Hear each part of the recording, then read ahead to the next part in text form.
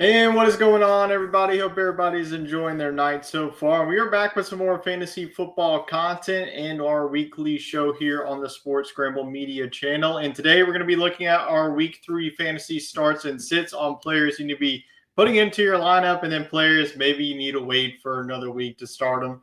We'll also look at our week 2 studs and duds as we'll recap what happened this past week in fantasy football and whether you're 2-0, 1-1, and 0-2. We will also get into more of what happened in week number 2 and then look ahead into week number 3. And then we're also going to look at the team that we drafted just a couple of weeks ago, how they did in this week 2 matchup. We were 1-0 heading into this matchup, so we will see if we move to 2-0 or we're going to be falling to 1-1. We'll also be looking at how the waiver wire is shaping out in that league. If you missed the waiver wire video on the channel, I have that dropped. I know the waiver wire has already come and gone. But if you just want a little bit of recap of this week's waiver wire ads, definitely feel free to tune into that. And we also put out a video on all of our predictions for the week 3 games. So outside of fantasy football, just teams who are going to score the most points overall. So before we get into our annual week 3 fantasy starts and sits, we do have to start with our studs and duds. And as always, if you have any starts and sits questions or any trade questions, feel free to leave those in the comments section. I will get that answered as best as I can during the duration of this show. Now let's get into our studs and duds as we always start here on the show, and that's going to be our quarterback stud, Russell Wilson of the Giants, and this was an absolute shock to me in week number 2. Russell Wilson put up 450 passing yards. I couldn't even tell you the last time that he even had over 400 yards, not even like 450 yards. But Russell Wilson in the Giants, even in the loss, even Dak Prescott in that game got to 20 fantasy points. But Russell Wilson, even in the loss to the Cowboys in overtime, 450 passing yards, 3 passing touchdowns, and 30.3 fantasy points. So I know on the waiver wire, Russell Wilson was a popular pick just because of what he did. I would be hesitant of this week's matchup against the Green Bay Packers. We know what the Green Bay Packers defense has done over the last couple of weeks, especially on Thursday night against the Washington Commanders. So there was a lot of quarterbacks that did well. Also, some quarterbacks did not do so well. But Russell Wilson gets our quarterback stud for week number 2. Now let's go on to the running back position. We're going to go to Jonathan Taylor, running back of the Indianapolis Colts. Now, Jonathan Taylor, to be honest with you, in the preseason, I was a little bit hesitant just because of the quarterback situation. You didn't know heading into the season, would it be Anthony Richardson starting or would it be Daniel Jones? And boy, if you're a Jonathan Taylor owner, you got to feel very excited about this Colts offense because it has honestly been one of the best offenses in the league. And that's honestly, like, you could say it's on paper, but the games are showing it itself.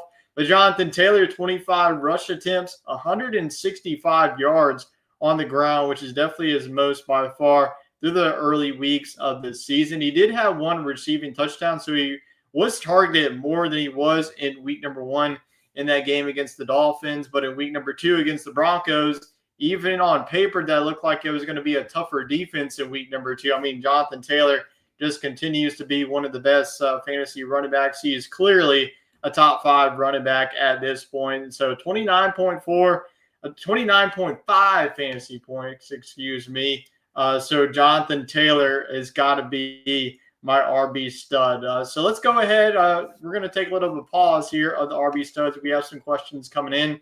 Yeah, man, are you a New Orleans Saints fan? Because I'm also a New Orleans Saints fan too, so I want to know how you are. What a rough couple of seasons we've been through. But let's get into your question.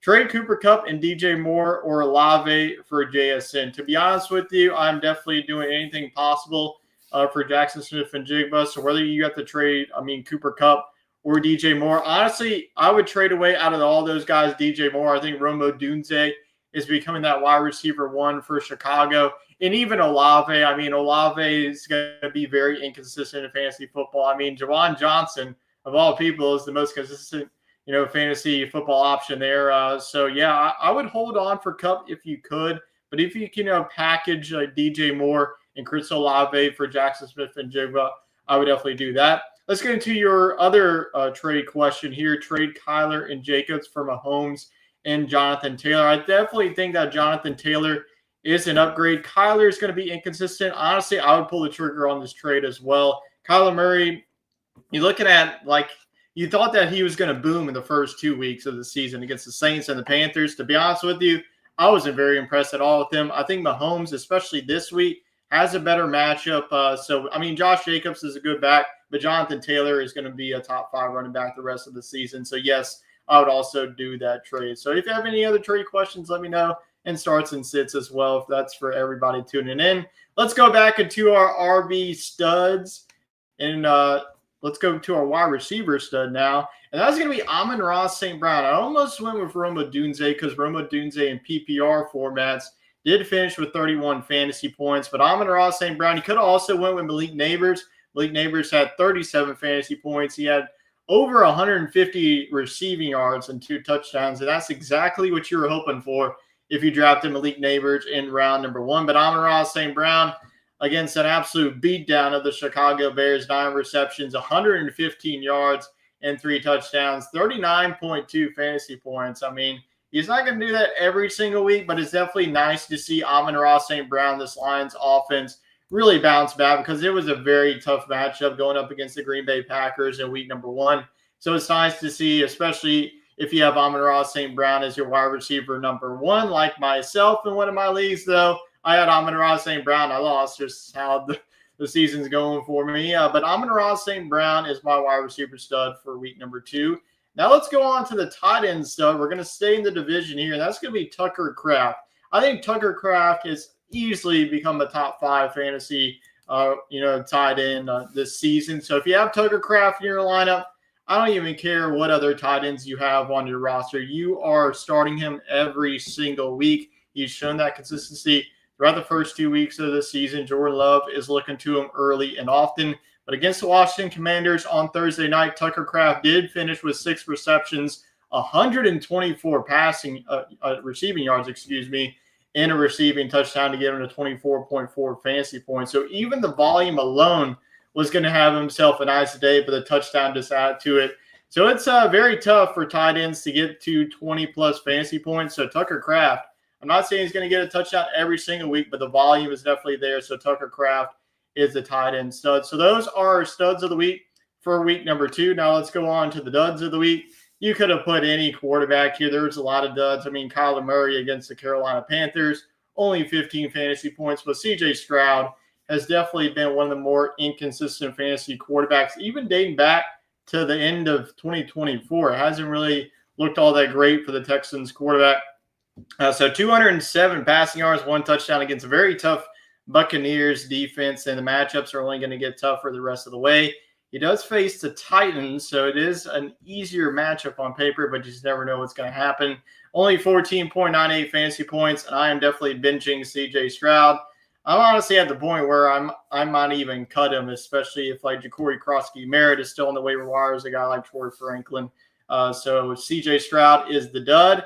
And now let's talk about the RB dud. This guy was definitely the most hyped out of all the rookie running backs. I mean, yeah, Ashton Jeanty and Omarion Hampton go in the earlier rounds, which, Omarion Hampton hasn't looked that great on the Chargers offense. I almost put him as my RB dud here. But I'm going to go with TreVeyon Henderson of the Patriots. And it looks like Ramondre Stevenson is the clear RB1 for now. We'll see if TreVeyon Henderson, he is a rookie. We'll see if he takes over that. But right now, especially if you're an 0-2 fantasy team, and if you have TreVeyon Henderson, you need points now. So to be honest with you, I'm benching TreVeyon Henderson this week and moving forward just to see what happens in that backfield. But only 3 attempts, 10 yards. And in PPR formats, he did get to 6 fantasy points since he did have a couple of receptions. But he's not getting that volume that we all expected, especially the way that he looked in the preseason. It looks like he was going to be the steal of the draft. But ultimately, it looks like that has failed so far.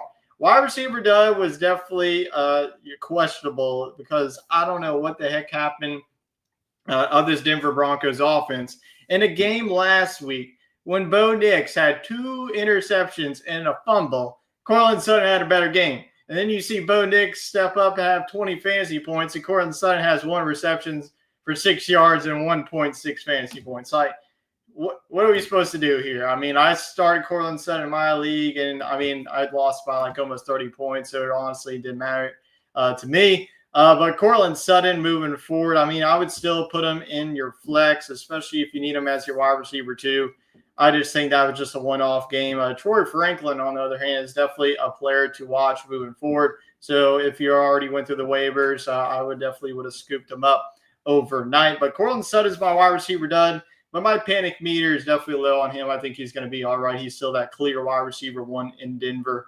So now let's move on to the tight end done. I believe that Mark Andrews has been on this tight end dud list for back-to-back weeks. At this point, can we even roster Mark Andrews? I mean, he hasn't even provided us more than 2 fantasy points for the rest, like the last 2 weeks against the Bills and then the Browns. So 1 reception, 2 yards. Yep, that's going to give you the dud every single week, pal. As you really haven't done much this season. So only 1.4 fantasy points. That is my tight end dud. So that's our studs and duds of the week. And now we will shift on over to our week 3 fantasy starts and sits. So I'm going to give you 2 each of each position. So we have quarterbacks, running backs, wide receivers, and tight end. And we'll give you 1 each on the sits. So let's go ahead and knock out the week 3 fantasy starts of the week. And our first start is going to be quarterback Patrick Mahomes of the Kansas City Chiefs. So I know a lot of people are going to be hesitant of this because I know Patrick Mahomes hasn't really played up to his capabilities. Well, first of all, he played the Chargers and the Eagles, 2 of the toughest defenses to face off against, especially against the pass. But week 3 projected total points at 19.9.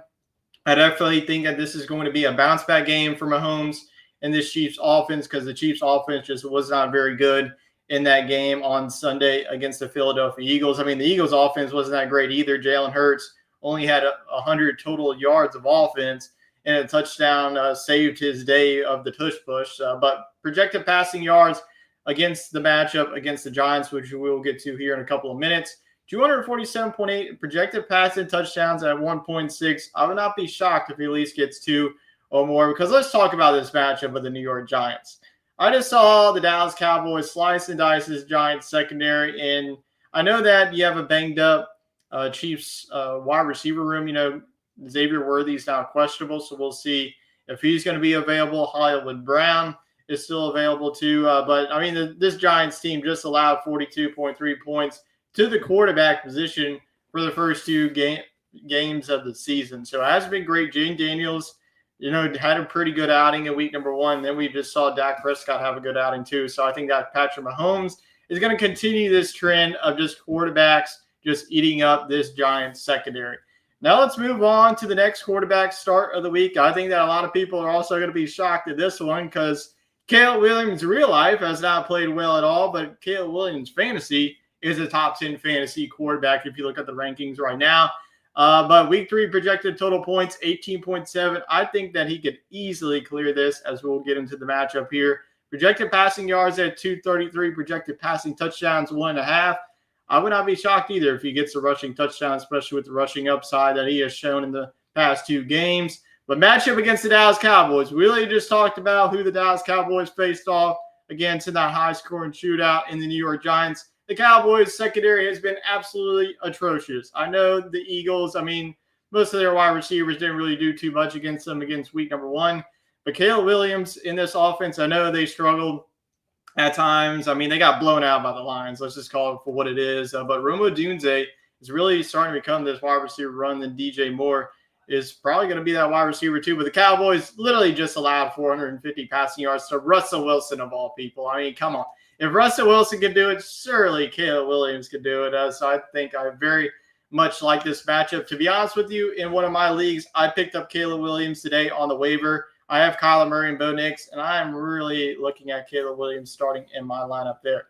So before we get to the running back, we do have a question coming in here. So if Ladd doesn't play, he's my flex. I have Alec and Torrey Franklin on my bench, so I should be fine. Yeah, you should be fine.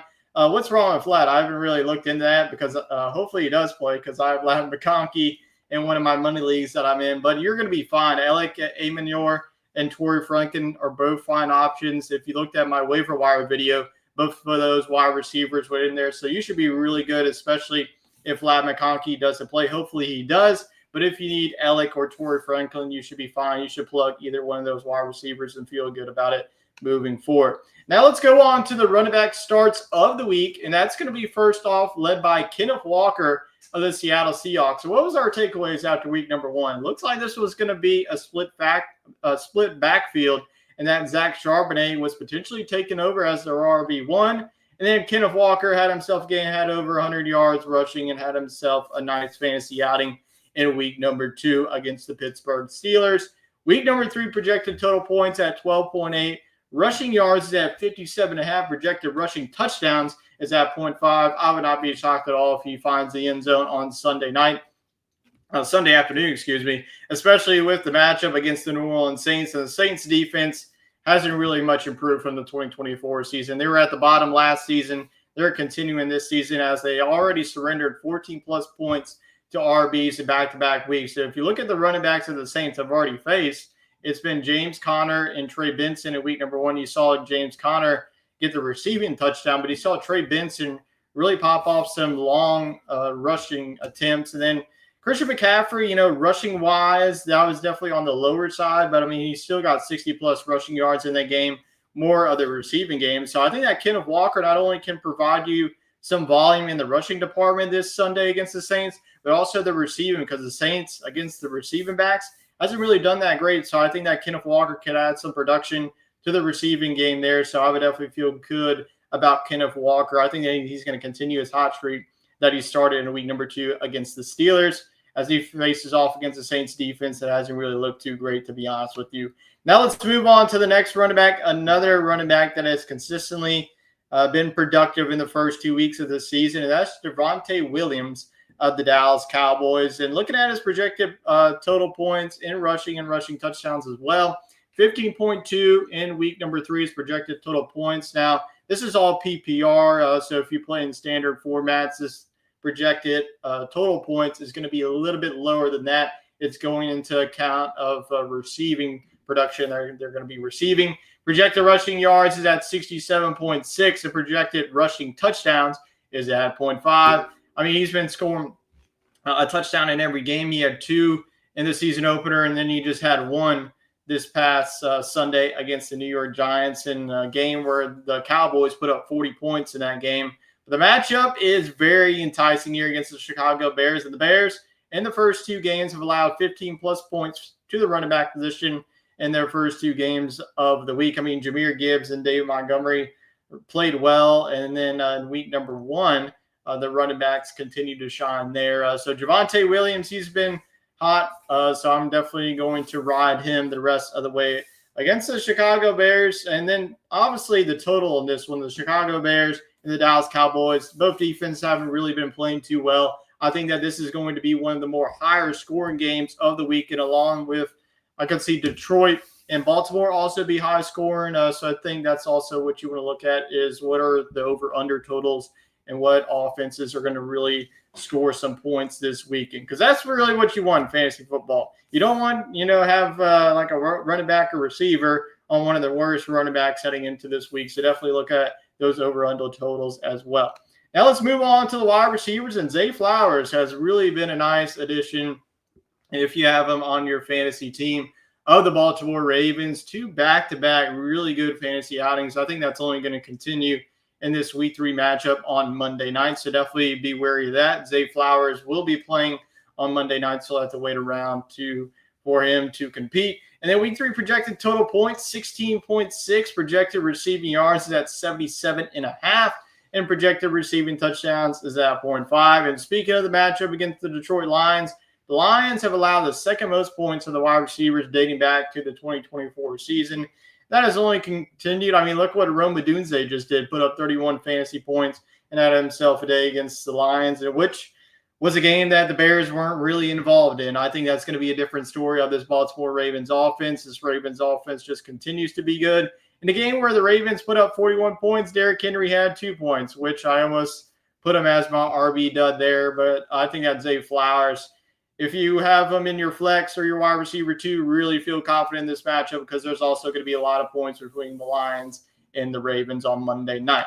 Now let's move on to the next one. And I feel like Tedero McMillan has definitely been on this list before of the Carolina Panthers. Now, I know people are going to say the Atlanta Falcons just only let up 6 points. I mean, the Carolina Panthers offense has definitely been terrible, but the volume there for Ted McMillan is still there. So we'll get into the matchup a little more. Looking at his projected total points, 13.6. He's also coming off of a good game against the Arizona Cardinals secondary in week number 2. Projected receiving yards, 63.7.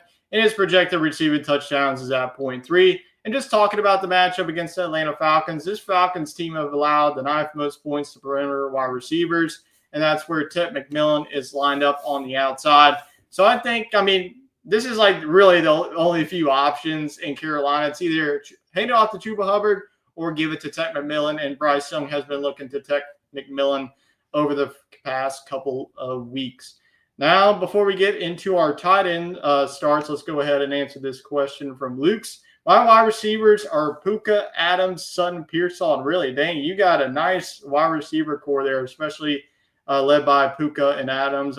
Sutton, I wouldn't be worried about him, especially after a dud. Should I trade away Sutton and or Adams for a better receiver since I already have Puka and don't want 2 Rams? It depends which wide receiver you are looking at. Like, do you want to go up and get like a Drake London, or do you want to go up and get like a Jackson Smith and Jigba, some of those wide receivers? So it depends also what your situation is. If you're 2-0, I would, just hold back. But if you're like 0-2, you definitely need to make a move now, because if you go to 0-3, your playoff chances are definitely going to dwindle as the weeks go on. But if you feel confident about your other wide receivers outside of Adams and Sutton that you trade away, if you feel confident about Pearsall and Ridley coming off the bench for you, so I would definitely make that move.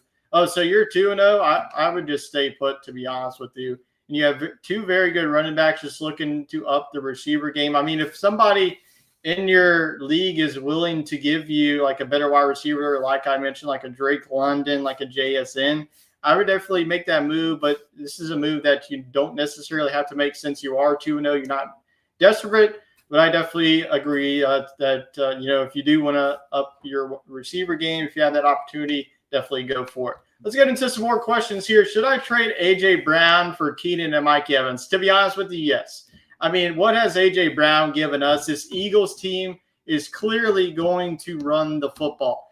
How did they win the Super Bowl last season? They ran the football with Saquon Barkley. It was a tough matchup against the Kansas City Chiefs. I get that. But you need points now. So Keenan Allen has been an absolute stud for the Chargers. To be honest with you, he's been the best wide receiver on that team so far. Like Ladd McConkey, I know, has got the targets, but the touchdowns are going to both Quentin Johnson and Keenan Allen. And Mike Evans, he's a slow starter. Emeka Egbuka has got that touchdowns, but I think that Mike Evans is clearly the wide receiver one. So, yes, I would do this. This would definitely be a good trade. You also have BTJ and A.J. Brown. I'm 1-1. Man, Brian Thomas is also another wide receiver to look at. He has really been struggling. He was saved in week number 1 by that rushing touchdown. But outside of that, he has not done really too much. So, yes, especially since you have Brian Thomas, I would make this deal. Let's go ahead. Everybody's saying I got fleece, bro, since history shows it's only up from here for Brown. Also, Godwin is coming back. That is true. But even with Godwin there, Baker Mayfield's going to be looking at Mike Evans. Even if he's age 31, especially when you're 1-1, you got to start stacking up some wins right now, and you can't really worry about the future too much. All right, let's get it back into our starts of the week. Let's go to the tight end position. I know the tight ends are very thin. We'll also get to the injuries that we're dealing with in week number 3. Once we get to the end of the starts and sits, I'll go into that and what you need to be doing moving forward. But let's go into Jake Ferguson of the Dallas Cowboys. I just think that this Bears and Cowboys game is just going to be a lot of points. I would not be shocked if both teams get into the 30s in this one, especially with how awful these defenses have been. So let's get into the projected total points for Jake Ferguson. And Ferguson also coming off of a good game, because in week number 1, he really didn't show too much. But in week number 2, Dak Prescott was starting to feed him. So 11.1 points in week number 3 is projected total. Receiving yards is about right, 46.5. He got over 60 receiving yards in week number 2. To be honest with you, I wouldn't even be shocked if he does that again. Projected receiving touchdowns to that 0.3. And the Chicago Bears is the matchup. And Ferguson, and I really don't even have to bring up the Bears defense because we know how bad it's been over the past 2 weeks. But Ferguson, over the last 2 weeks of this season, has seen 18 combined targets, even when you have CeeDee Lamb and George Pickens as the receivers, and Javonte Williams also getting some receptions as well. So Jake Ferguson, if you have him on your roster, plug him into your starting lineups. He's definitely going to do wonders for you against a very good matchup against the Chicago Bears. Now let's move on to our next tight end. This tight end has come off, 2 really good fantasy performances, 15 points in both games between the Cardinals and the 49ers, and that's Juwan Johnson of the New Orleans Saints. And if he's still on your waiver wire, scoop him up, plug him into your lineup, especially if you're dealing with an injury like George Kittle, who's on the IR, won't be back for the next couple of weeks, probably not until October at this point. But Juwan Johnson, week 3 projected total points is at 10.3.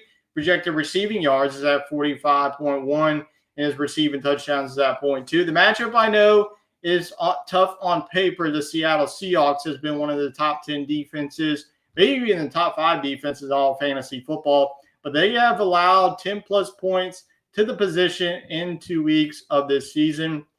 So Spencer Rattler, the targets alone will carry Juwan Johnson. Will you get a touchdown every single week?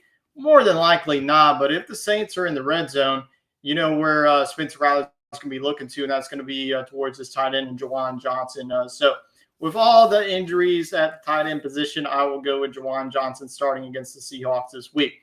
Now let's go on to the week 3 fantasy sits. These are players that I don't even want in my fantasy lineup this week. And we talked about at the top how he had a sensational week number 2. Will it happen again? More than likely not. Will we see Russell Wilson get 450 passing yards? Probably not either. But it is Russell Wilson and the New York Giants. He is our quarterback sit of the week. Now, just going through his projected totals, 16.3 heading into this week. Projected passing yards is at 231, so it's obviously not as steep as he finished in week number 2. Projected passing touchdowns is at 1.3. It is a very tough matchup against the Kansas City Chiefs. This is a Chiefs defense that just shut down Jalen Hurts in week number 2. So this is a battle of 0-2 on Sunday night. So I would feel confident on the other side starting Patrick Mahomes, but if you just picked up Russell Wilson on the waiver wires, I would just stash him and just wait for a better matchup. So I think, Russell Wilson will be a good quarterback, but this is a very tough matchup at home against the Chiefs. Now the running back sit of the week is going to be Tony Pollard of the Tennessee Titans. And Tony Pollard's value is going to start to dwindle as Tyjae Spears is slowly coming back from the injury. He's currently on the injured reserve. But once Tyjae Spears is here, Tony Pollard, this is going to be a split backfield in Tennessee.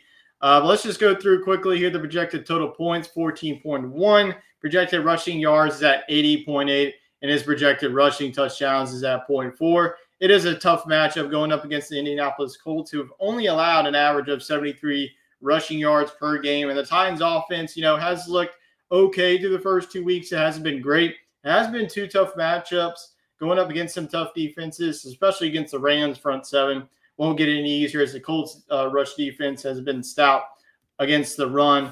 So Tony Pollard, if you desperately need him, maybe you can start him. But if you have some other options, I would keep him on the bench for now.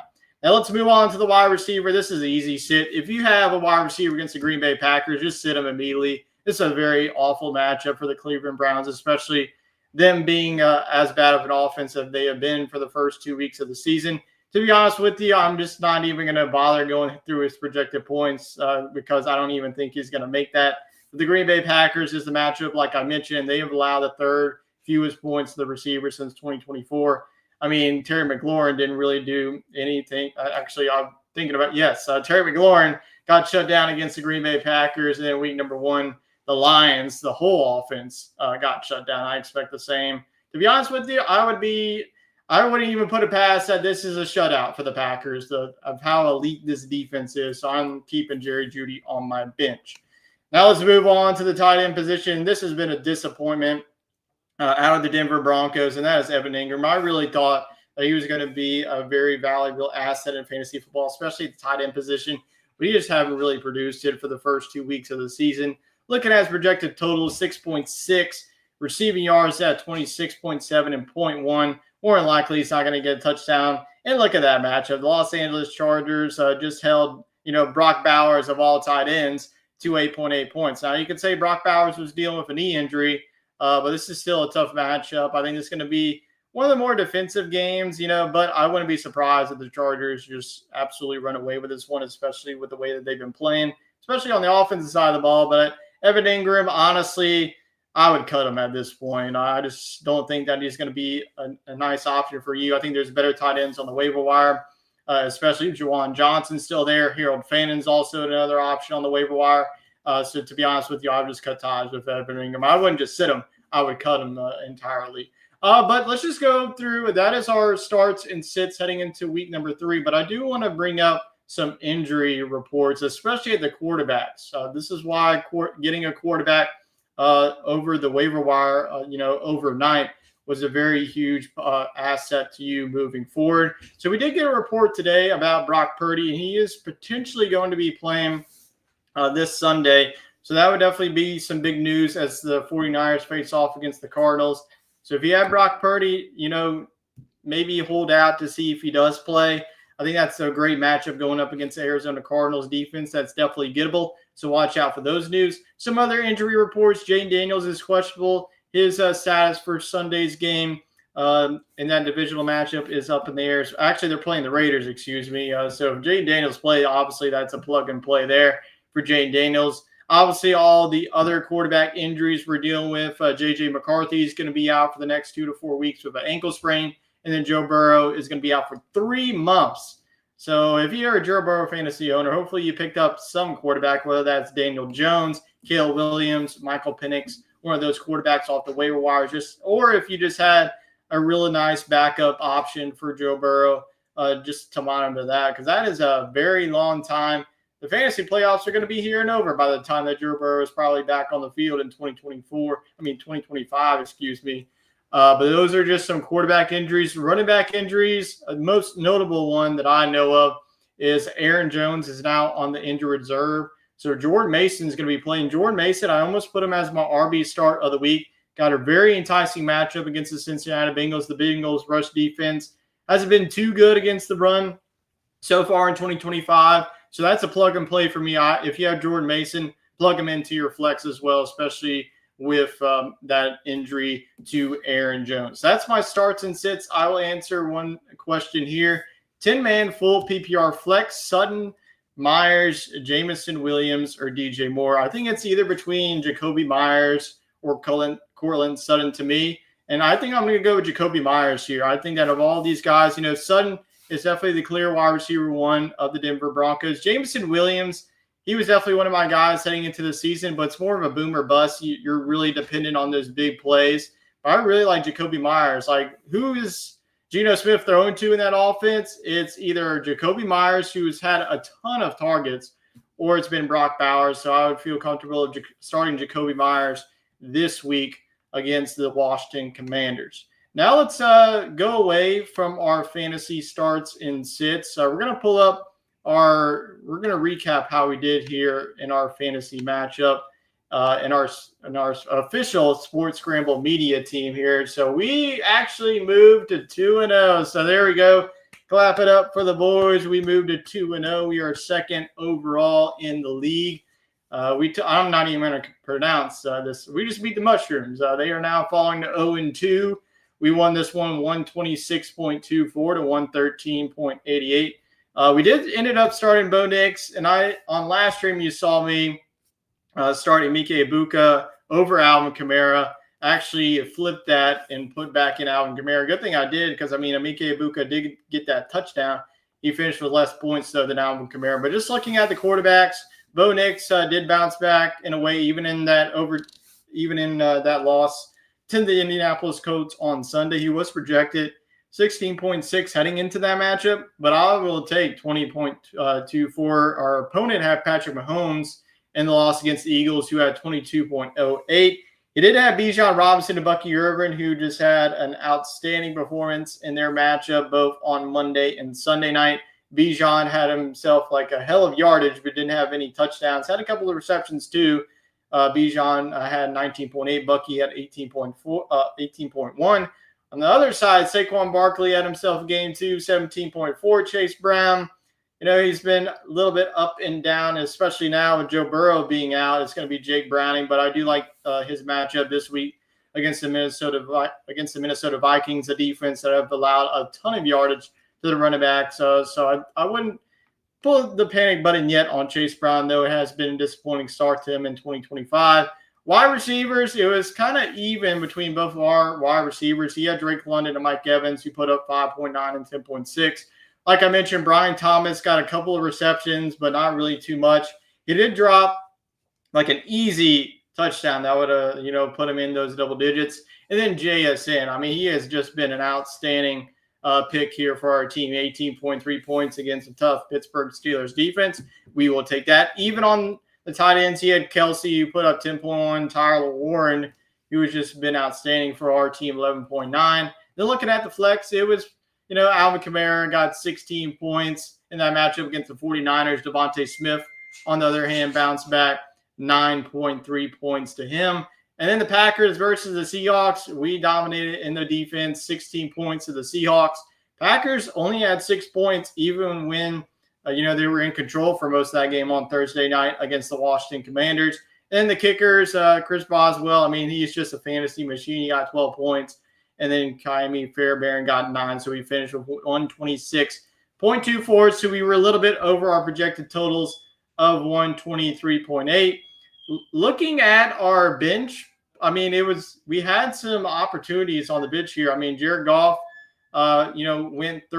had 33.96 and just an absolute blowout of that team. Kayshon Boutte had 1 touchdown as well. But outside of that, Kayshon Boutte didn't really have too much. But Jameson Williams and Emeka Egbuka had themselves a game. So we will keep note of that heading into our week 3 matchup against whoever that is. But looking at some other ones, you had some higher scorers, 131. 176. I mean, what an outing by him. He must have had, let's go ahead and check this out. He must have had, he had pretty much every good player. He had Drake May, Jonathan Taylor, Okay, this guy is definitely going to be a problem for us moving forward. So we will have to keep that in mind.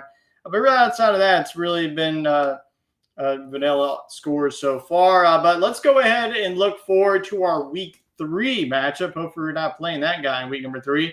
Looks like we're playing but looking at our quarterback, we do have Bo Nix, but I'm going to be, do we start? I think we start Jared Goff, man. I think we do start him on Monday night there, especially with the way, the Ravens defense just shut down the Browns, but the Browns aren't too great.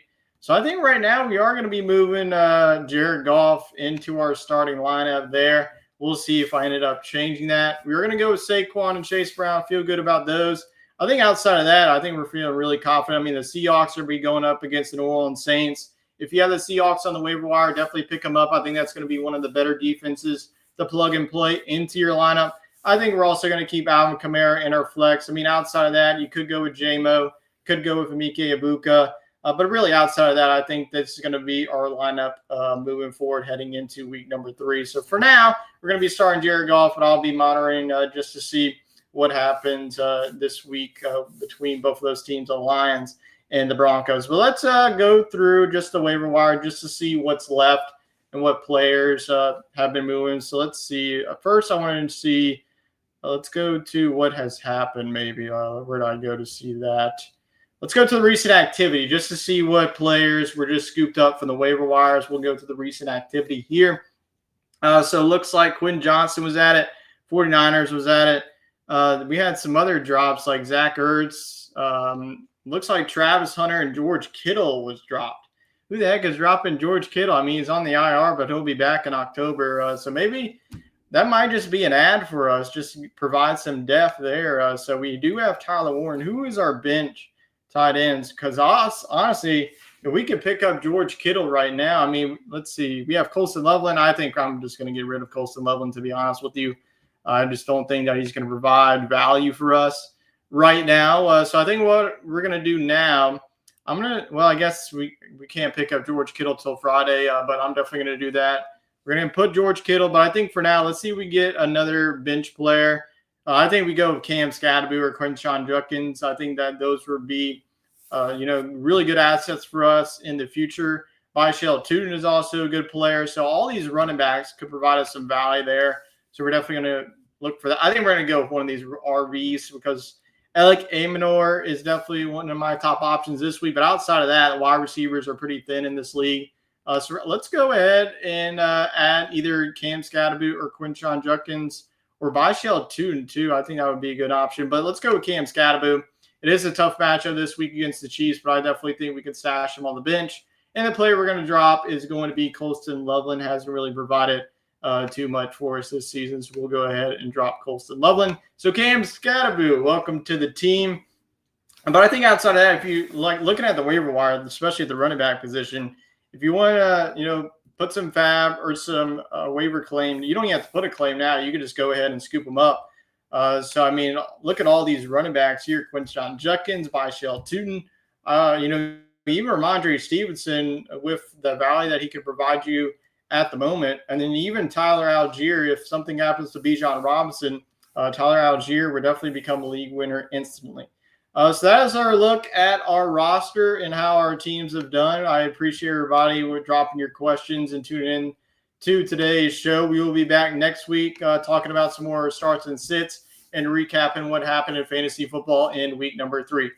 So I appreciate everybody for tuning in to tonight's live stream, and stay tuned to some more content because we will be giving you a lot of content as this college football and NFL season continues to roll on here. So I appreciate everybody for tuning in, and I will catch you all next time. Enjoy the rest of your night.